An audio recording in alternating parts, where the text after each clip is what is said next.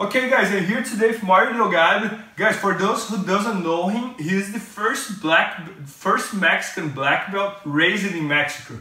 He's a Renzo Gracie black belt, and he has a very interesting career because he had to figure out Jiu-Jitsu by himself, right? Because he didn't have many instructors there, so he had to do a lot of trips to the United States to learn from Renzo and all those guys. And he's very successful in Jiu-Jitsu in general. Why?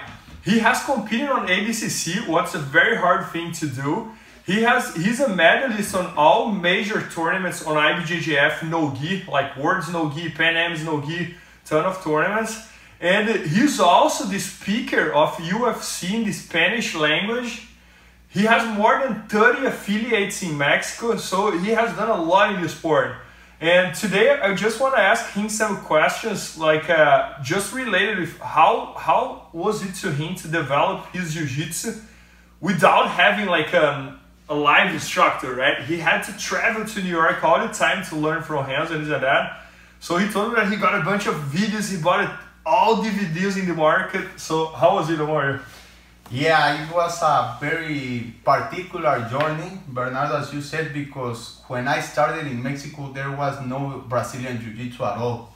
Okay. So I went to the Japanese Jiu-Jitsu Federation to start training, and then I would buy all the DVDs on the market. I remember I started with a Gracie DVD that they were very fundamental, but I will go to the federation and try on live sparring the things that I was learning by videotape. So from the very beginning of my career, I realized that it's such an important tool to have those DVDs. Really, I didn't spend more than 2 months outside of Mexico, never. But with that, I went to the Worlds, I went to Brazil, to New York. I trained with Hoist on the early days in LA. So I had to develop my game mostly by myself. So I like that way because I want to share that it's possible for anybody to get a black belt just by watching tapes, because I did it myself. I will try, then I go to compete to the tournaments. I made some adjustments until I developed my game. So I really think it's a very powerful tool. So just to make sure like it's clear here for everyone, you would watch the tapes and you had a group of people that you would try the techniques you learned, right? Yeah, I had people that were less graduated than me all the time. So that was a big challenge for me to go to the Europeans, the Worlds, the Pan Ams. I would always train with my students, but I'm a firm believer that everybody can develop a game, and Jiu-Jitsu is about having a game that fits yourself. So I think by learning DVDs and trying to learn from as much people as I can, that's how I can develop. Yeah, and guys, a very cool thing that Mario used to do, that I was part of it. I remember like back in 2010 or 2011, we went to Sao Paulo, and someone told him that I had a very good half guard, that maybe was the best half guard, and he went there and made a private with me about half guard. And then he told me that he did the same thing with a ton of other different subjects. I think you had a private with Marcelo too, right? Yeah, I have privates with Marcelo. I have trained with Hicks on Hoist, Renzo, with Rodolfo Vieira, with Buchecha, with Leandro.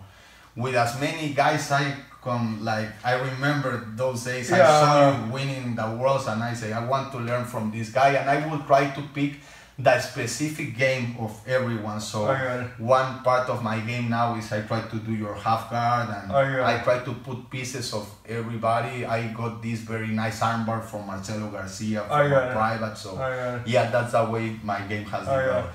Yeah, and guys, I think nowadays like there are way more black belts everywhere, but still online is a great resource because it's almost like doing a private class with the guy, you know, like you just watch the video.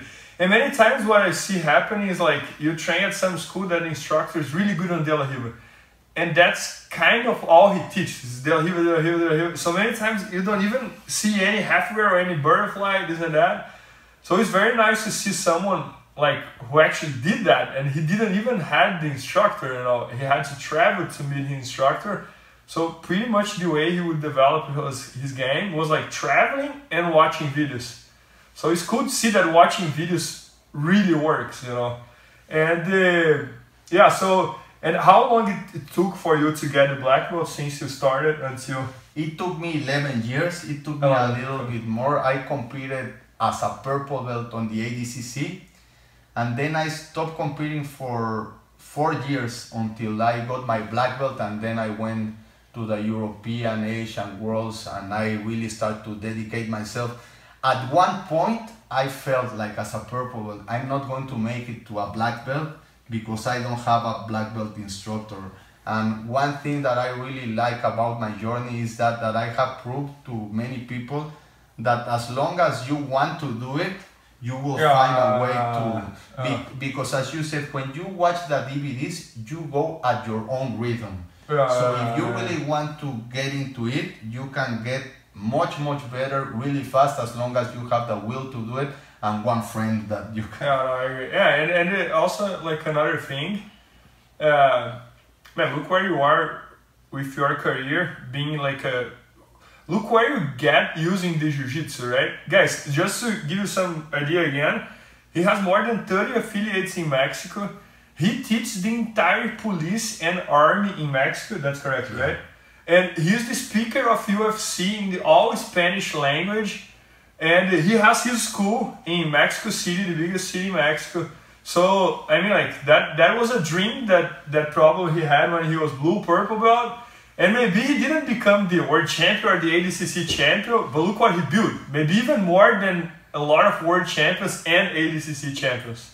So, man, great job, Mario. Thank you. Thank you very much. Thanks. Awesome.